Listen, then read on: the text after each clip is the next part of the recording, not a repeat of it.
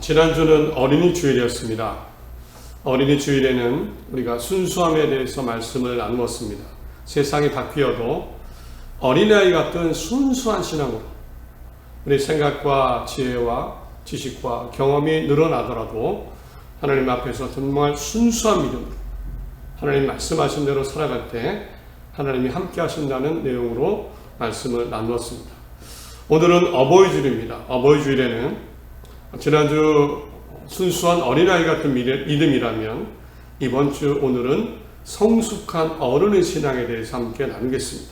제목이 어른 신앙의 세 가지 특징, 하나님, 사람, 사랑입니다. 골로새서 3장 17절부터 24절 성경입니다.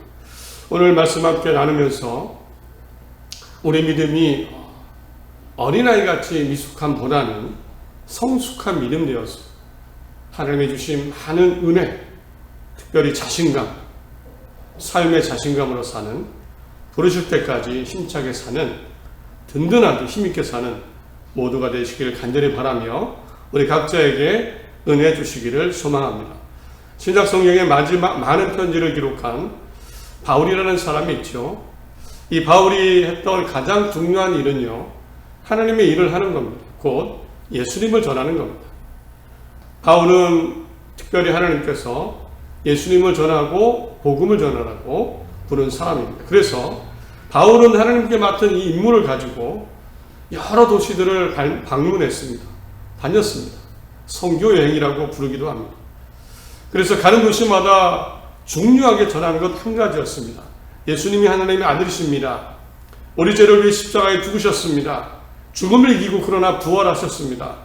그래서 우리가 예수님을 믿으면 우리도 죄 쓰심 받고 죽음을 이기고 구원 영생을 얻을 수 있습니다. 이것이 복음이죠. 그래서 이 복음, 예수님을 전하는 일을 열심히 했습니다.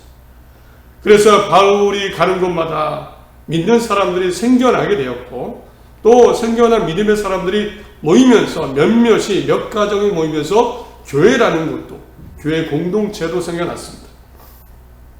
바울은 이렇게 교회가 생겨나면, 신자들이 생겨나면 거기에 머물면서 말씀도 전하고 교회가 안정될 때까지 사람을 세우기도 하고 그런 교회 공동체를 위해서 힘을 쓰다가 또 시간이 지나면 다른 도시로 떠나는 일을 감당했습니다.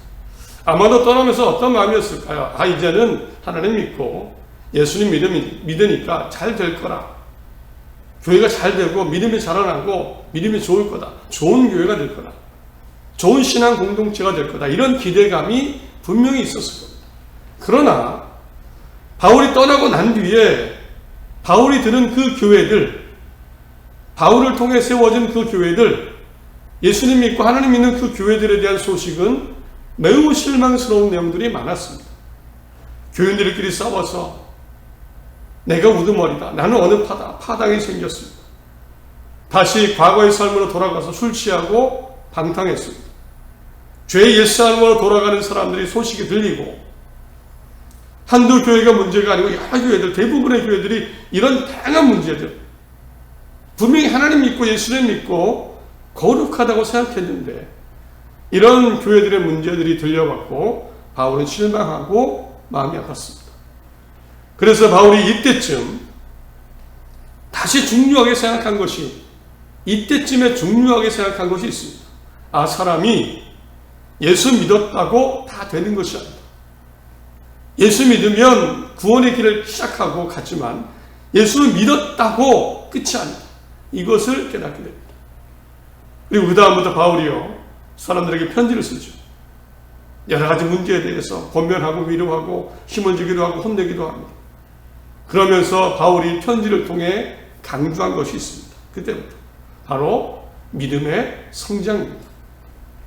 이제 예수 믿었다면 믿음의 어른이 되어져 가야 됩니다. 이런 내용입니다. 고린도전서 14장 20절에 형제들아, 지혜에는 아이가 되지 말고 악에는 어린 아이가 되라. 지혜에는 장성한 사람이 되라. 지혜, 하나님의 지혜, 복음의 지혜입니다. 장성한 어른이 되라. 13장 11절, 내가 어렸을 때에는 말하는 것이 어린아이 같고 깨닫는 것이 어린아이 같고 생각하는 것이 어린아이와 같다가 장성한 사람이 되어서는 어린아이의 일을 버렸노라. 바울이 이런 얘기합니다. 저도 어렸을 때는 어린아이처럼 행동했어요. 그러나 어른 되고는 어른처럼 행동하잖아요. 마찬가지입니다. 우리가 복음을 믿었을 때는 어린아이겠죠. 그러나 우리는 아닙니다. 지금 어른으로 성장해야 됩니다. 어른다워야 됩니다. 바울은 많은 서신서들을 기록했는데 그 제목을 한 가지로 요약하자면 성숙한 어른이 되는 길, 이렇게 정할 수도 있습니다. 성숙한 신앙의 어른이 되는 길. 믿음의 성숙, 어른의 믿음, 바울은 편지에서 굉장히 다양하게 강조합니다. 서신서들마다 부부 사이에, 부모와 자식 간에, 주인과 종 간에, 부활에 대해서, 음식 먹는 것에 대해서, 예배 드릴 때, 술에 대해서, 서로 함께 식사를 할 때, 영적인 은사에 관해서, 다양한 문제들에 대해서 어떤 것이 성숙한 신앙인가, 어른의 신앙인가, 이것을 편지에 기록을 했습니다. 구체적인 내용을 다 말씀드릴 수는 없지만 이제 어른 신앙의 세 가지 특징이 무엇일까? 바울을 통한 하나님의 말씀을 통해서 성숙한 어른의 신앙, 하나님의 기쁨이 되는, 정말 내가 잘 믿는다, 성숙한 어른의 신앙이 무엇일까? 세 가지로 정리를 해봤습니다. 한번 나는 어떤 부분이 강점인가, 부족한가 한번 생각해 보시기 바랍니다. 첫째로 바울이 전한 성숙한 어른의 신앙의 특징 중 하나가 있습니다. 그것은 늘 이겁니다. 늘 하나님, 예수님이 기뻐하시는 일을 생각한다입니다. 곧 하나님과 예수님이 원하시는 것이 무엇일까? 이것을 생각하며 신앙생활하고 살아나간다는 특징이 있습니다. 성숙한 어른의 신앙은요, 하나님을 생각합니다. 하나님이란 어떻게 하셨을까? 예수님이라면 어떻게 하셨을까? 무엇이 하나님의 뜻일까? 항상 이 고민을 합니다.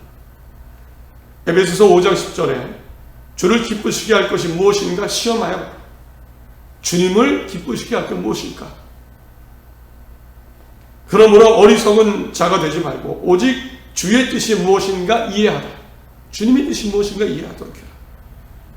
6장 6절 7절에 눈가림만 하여 사람을 기쁘게 하는 자처럼 하지 말고 그리스도의 종들처럼 마음으로 하나님의 뜻을 행하고 기쁜 마음으로 섬기기를 주께 하듯 하고,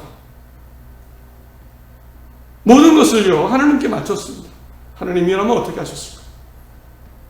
예수님이라면 어떻게 하셨을까? 우리는 뭔가 익숙해지고 뭔가 경험이 많아지면 편안하게 생각합니다. 자유롭게 생각합니다. 감각이 무뎌지죠. 그러나 신앙에 있어서만큼은 성숙해진다는 것은 하나님께 민감해지는 겁니다. 예수님께 민감해지는 것이고 하나님의 말씀에 민감해지는 겁니다. 그래서 바울이 자주 썼던 표현이 있죠. 주 안에서. 굉장히 많이 썼습니다. 주 안에서. 바울이 쓴 독특한 표현인데 주 안에서. 예수 그리스도와 내가 하나인 것처럼, 하나님과 내가 하나인 것처럼, 그분께 속해 있는 것처럼 주 안에서 생각했습니다. 내 생각이 하나님의 생각이 되도록, 내 생각이, 내 행동이 하나님의 주님의 행동이 되도록. 그래서 바울은 이런 생각 속에서 찾아낸 많은 내용들을 서신서에 기록을 했습니다. 오늘 골로새서 3장을 보면 아내들아 남편에게 복종하라. 이는 주 안에서 마땅하다. 남편들아 아내를 사랑하며 괴롭게 하지 말라. 이것도 주 안에서입니다. 남편에게 잘해주고 남편은 아내를 진심으로 주님과 같이 사랑하라. 자녀들아 모든 일에 부모에게 순종하라. 주 안에서 기쁘게 하는 것이다. 바울이 깨닫고 찾아내고 은혜 받은 내용입니다.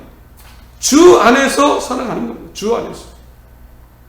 무슨 일을 하든지 마음을 다하여 죽게 하듯 하고 사람에게 하듯 하지 말라. 주님을 생각했습니다. 에베소서 6장 1절에도 자녀들아 주 안에서 너희 부모에게 순종하라. 주 안에서. 하나님 주님 생각하면서 너희가 전에는 어둠이더니 이제는 주 안에서 빛이다. 주 안에서 빛이지 않느냐. 빛의 자녀들처럼 행동하라. 빌립보서 4장 4절에서 주 안에서 항상 기뻐하라. 기쁨에 대해서 주 안에서 기뻐하라. 하나님이 기뻐하시는 것이 뭘까? 그래서 하나님 안에서 기뻐하는 것. 방금 읽어드린 골로새서, 에베소서, 빌립보서는요, 모두 감옥에서 쓴 겁니다. 감옥은 극한 상황이죠. 가장 힘든 현실입니다. 바울은 이곳에서도 흔들리지 않았습니다. 그 안에서도 하나님을 생각했고 예수님을 생각하면서 하나님이 무엇을 좋아하실까? 주님의 뜻이 뭘까? 그래서 그 내용 가운데 편지를 쓴 겁니다. 현실과 상황에 끌려다니지 않고 어떤 것이 하나님이 원하시는 것일까? 이것에 집중한 것이 바울의 성숙한 신앙의 하나입니다. 신앙의 어른이 되어야 됩니다. 성숙한 어른이 되어야 됩니다. 어른이 된다는 것, 지식이 잘하고 성경 지식이 잘하고 성경을 외우고 기도를 많이 하고 이게 아닙니다. 이거는 당연한 거죠. 우리가 기도하고 말씀 있는 거는 우리의 삶이고요. 그냥 살아가는 겁니다. 호흡입니다. 성숙한 것은 이제 하나님도 생각하는 겁니다. 예수님도 생각하는 겁니다. 그 안에 살아가는 신앙, 성숙한 신앙 다 되시길 바랍니다. 시대가 복잡합니다. 어떻게 무엇을 하며 살아야 될까? 사람들의 말이 막 들려오죠. 이렇게 살아야 돼, 저렇게 살아야 돼. 살려면 언론과 뉴스에도 많은 이야기들이, 정보들이 넘쳐납니다. 이렇게 살아야 돼. 시대가 변했어. AI 시대야. 인공지능 시대야. 4차원을 떠나서 이제는 기계가, 인공지능이 세상을 지배해. 그래서 어떻게 해야 돼? 이렇게 해야 돼. 많은 이야기들 들려옵니다. 그러나 결국 시대를 이끌어가고 사람의 생사화복을 결정하는 것 하나님의 손에 있습니다. 하나님이 창조주 하나님이시기 때문입니다. 진짜 시대를 이기는 사람, 성숙한 사람은 하나님과 주님을 생각하며 그 안에 살아가는 사람입니다. 그 삶에 하나님이 당연히 함께 하시죠. 사랑하는 동안 살게 하시고 인도하실 것입니다. 하나님과 주님을 생각하는, 하나님의 기쁨이 뭘까 생각하며 살아가는, 또 행동하는 성숙한 신앙 다 되시기를 간절히 바랍니다. 또 하나 성숙한 어른의 신앙이 뭘까요? 이런 특징을 얘기합니다. 곧 이 사람은 하나님과 예수님도 생각하지만 다른 사람도 생각한다는 겁니다. 성숙한 신앙의 특징입니다. 교회 공동체를 생각하고요, 성도님들을 생각해 줄 줄 알고, 심지어는 믿지 않는 사람들까지 생각하는 것이 성숙한 신앙의 특징입니다. 스스로 성숙한 거 살펴보십시오. 스스로 나만 생각하고 있는 것은 아닌가. 내가 교회나 가정이나 가족이나 심지어 다른 사람을 신경 쓰며 살고 있는지 생각해 보십시오. 몇 번 말씀드렸습니다. 바울이 교회들에게 편지를 할 때 기준 중에 하나가 있었습니다. 늘 강조했던, 사용한 단어가 있습니다. 바로 덕이라는 단어입니다. 덕. 정확히는 덕을 세우라 라고 했습니다. 덕을 세우라. 고린도전서 14장 12절에 그러므로 너희는 영적인 것을 사모하는 자인즉 교회의 덕을 세우기 위하여 그것이 풍성하기를 구하라. 영적인 은사도 교회의 덕을 세우기 위해서 구하라. 26절 그런즉 형제들아 어찌할까 너희가 모일 때에 각각 찬송시도 있으며 가르치는 말씀도 있으며 계시도 있으며 방언도 있으며 통역도 있나니 모든 것을 덕을 세우기 위하여, 모든 것을 덕을 세우기 위해서. 로마서 15장 2절에도 우리가 각 사람이 이웃을 기쁘시게 하되 선을 이루고 덕을 세우도록 할지라. 덕을 세우라. 우리도 일상생활에서 덕이라는 말씀이에요. 덕이 있다. 덕이 된다. 뜻을 보니까 여러 가지 뜻이 있는데 이런 뜻이 강합니다. 훌륭한 성품을 가지고 있거나 남에게 이익이나 도움을 베풀 수 있는 능력을 갖추고 있을 때, 남에게 이익이나 도움을 베풀 수 있는 능력이 있을 때 덕이 있다라고 표현하는 겁니다. 그 주제는요, 다른 사람에게를 이롭게 하는 겁니다. 남에게 어떤 이로운 효과를 낼 때 덕이 있다. 덕이 된다. 바울은 이런 의미로 사용했습니다. 성숙한 신앙은 남을 해치지 않고 남을 위해 주고 남을 이롭게 하는 것을 생각할 줄 아는 사람입니다. 다른 사람. 나 혼자만 잘 되면 되고 나 혼자만 신앙생활하면 잘하면 되고 나만 편하면 되고 이게 아니고요. 신경 쓰이지만 번거롭지만 성숙한 신앙은 다른 사람을 이롭게 하는 것도 생각할 줄 아는 신앙이라는 겁니다. 그래서 실제로 바울은요, 하나님이 주신 성령의 그 은사들 중에서 예언과 방언을 비교합니다. 예언과 방언을 비교하는데 방언은 하나님 주신 언어죠. 그런데 결국 예언을 더 강조합니다. 왜 예언을 강조할까요? 방언은 혼자 하는 거니까. 방언은 내가 내 입으로 나만 내 입으로 혼자 하는 거니까. 그것만으로는 별 의미가 없다는 겁니다. 바울도 방언을 많이 했습니다. 솔직하게 얘기합니다. 바울이 방언도 그 뜻을 모르면 소용이 없다. 그래서 예언을 더 강조합니다. 예언은 다른 사람에 대한 내용이기 때문에. 그래서 방언과 예언 중에 예언, 하나님의 말씀, 다른 사람을 향한 말씀, 그것을 듣도록 하고 예언을 강조했습니다. 우상에게 바친 음식을 먹을 때도 먹어도 되고 안 먹어도 된다.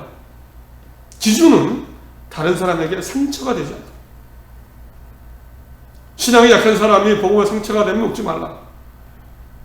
이방인들이 나에게 정말 감사하고 좋은 마음으로 줬는데 안 먹으면 안 되니 그때는 먹어라. 상대방이 상처받지 않다. 바울은 이런 믿음이 성숙한 신앙이라고 분명히 알려줍니다. 성숙한 신앙. 진짜 성숙한 것은요, 번거롭긴 하지만 다른 사람을 신경 쓰고 어떻게 하면 이롭게 할까, 좋게 할까, 이런 신앙입니다. 당연히 하나님이 기뻐하시죠. 당연히 하나님이 함께 하십니다. 두 번째입니다. 또 하나, 성숙한 신앙은 하나님도 기쁘게 하고 예수님도 기쁘게 하고 또 하나는 다른 사람도 기쁘게 할 수 있는, 하려고 하는 그런 믿음입니다. 이런 믿음 다 되시기를 바랍니다. 마지막입니다. 바울이 강조한 성숙한 어른의 신앙은 마지막 이겁니다. 성숙한 신앙에는 곧 온갖 좋은 모습이 나타나는 겁니다. 그리고 결과적으로 가장 중요한 거, 사랑이 있다는 특징이 있습니다. 사랑. 바울이 이렇게 강조합니다. 데살로니가전서 5장 6절에 항상 기뻐하라, 쉬지 말고 기도하라, 범사에 감사하라. 성숙한 신앙에는 기쁨도 있고 감사도 있습니다. 좋은 거죠. 이런 모습들이 나타납니다. 그리고 무엇보다 정말 단호하게 명확하게 성숙한 신앙에 있는 가장 중요한 걸 얘기합니다. 바로 사랑입니다. 고린도전서 13장 1절 이유를 읽어드립니다. 내가 사람의 방언과 천사의 말을 할지라도 사랑이 없으면 소리나는 구리와 울리는 꽹과리가 되고, 내가 예언하는 능력이 있어 모든 비밀과 모든 지식을 알고 또 산을 옮길 만한 모든 믿음이 있을지라도 사랑이 없으면 내가 아무것도 아니요. 사랑이 없으면 아무것도 아니라는 말 한번 곰곰이 생각해 보십시오. 조금씩 저는 이해가 됩니다. 왜 성숙한 신앙의 가장 중요한 증거가 사랑입니까? 왜 믿음이 좋다, 믿음이 성숙하다의 증거가 사랑입니까?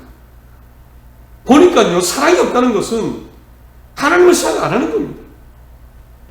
하나님이 뭘 기뻐하실까 생각 안 하는 겁니다. 믿음이 아니죠. 사랑이 없다는 것은 다른 사람을 생각해 주지 않는 겁니다. 덕이 없는 겁니다. 당연히 믿음이 없는 겁니다. 사랑이 없으면 그래서 신앙도 아무것도 아니다. 사실 맞는 얘기입니다. 맞는 얘기입니다. 사랑이 없다는 건 하나님 사랑을 가장 기대하시는데 원수를 사랑하라. 너 자신 속에 사랑이 있으라고 하셨는데 사랑이 없다는 것은 하나님 말씀도 생각 안 하고 하나님도 생각 안 하고 다른 사람도 생각 안 하는 정말 믿음 없는 것과 같습니다. 소원하기는 우리 마음속에 사랑과 긍휼의 마음을 꼭 지켜내십시오. 어떤 순간에도 맞습니다. 오해는 하지 마십시오. 죄나 악과 불의를 참으라는 게 아닙니다. 잘못된 것은 잘못됐다고 얘기하고 바꿀 것은 바꿔야 됩니다.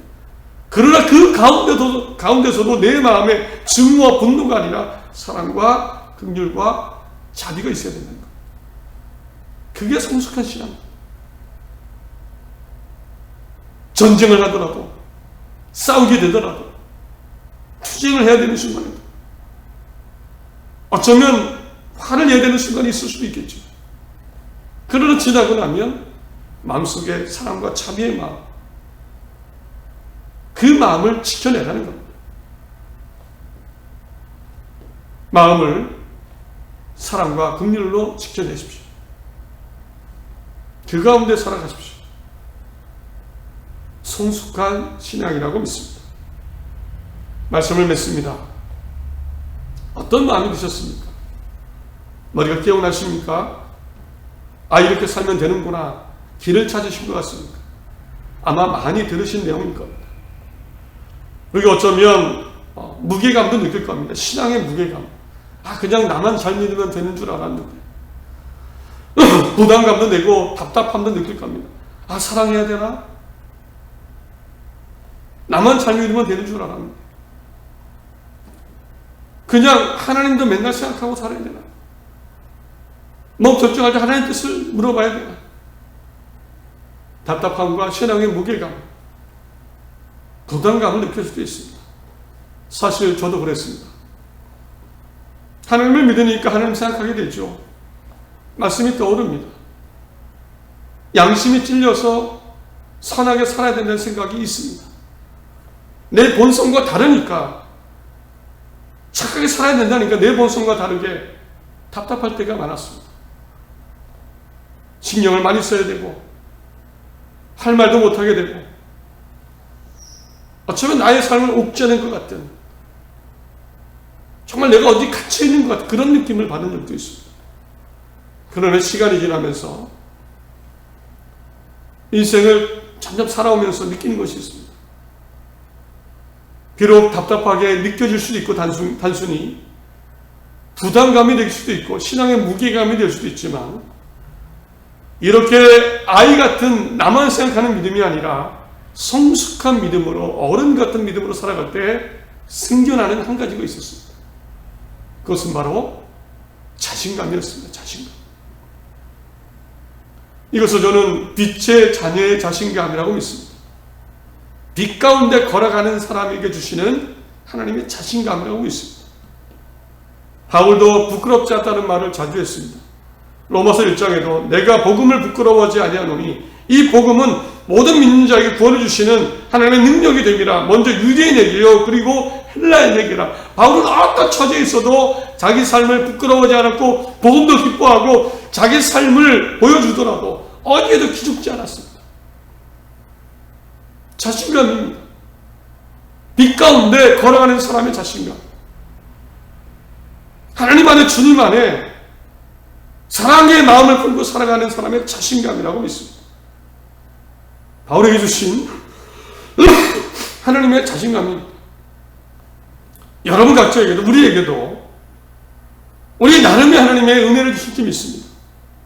성숙한 믿음으로 살아갈 때 우리에게 필요한, 각자에게 필요한 하나님의 은혜를 주실 줄 믿습니다. 바울에게는 자신감이었고 또 저에게도 자신감입니다. 여러분에게는 무엇을 주실까? 좋은 것 주실 줄 믿습니다. 삶이 복잡하고 세상이 변하고 교회도 혼란스러울 때가 있고 어떻게 살아야 될까? 많이 복잡하고 또 여전히 악이 있습니다. 들리는 이야기들이, 세상 돌아가는 이야기들이, 지구에 벌어지는 일들이 결코 좋지 않습니다. 전쟁이 일어나고 싸움이 있고 실제로 무기를 쏘고 무역전쟁이 일어나고 자기 이익만 챙기고 세상에 보이는 모습들이 결코 아름답지 않습니다. 우리 한 사람 한 사람이 그러나 하나님을 믿는 사람으로 이런 어른 같은 믿음으로 살아갈 때 우리 주위가 바뀌고 삶이 바뀌고 교회가 바뀌고 나라와 세계에 퍼져나가기를 소원합니다. 하나님이 함께 하실 것입니다. 누군가를 탓하기보다 내가 어른의 신앙으로 하나님의 기쁨이 다 되시기를 간절히 바랍니다. 이런 삶, 가정, 교회, 나라가 되기를 우리 모두 기도했으면 합니다. 한 주간 하나님이 주신 은혜가 분명히 있을 것입니다. 이 가운데 걸어가는 성숙한 어른의 신앙의 믿음의 사람에게 하나님이 함께 하실 것입니다. 믿음으로 힘차게 사는 기죽지 않은 한 주 되시기를 간절히 바랍니다.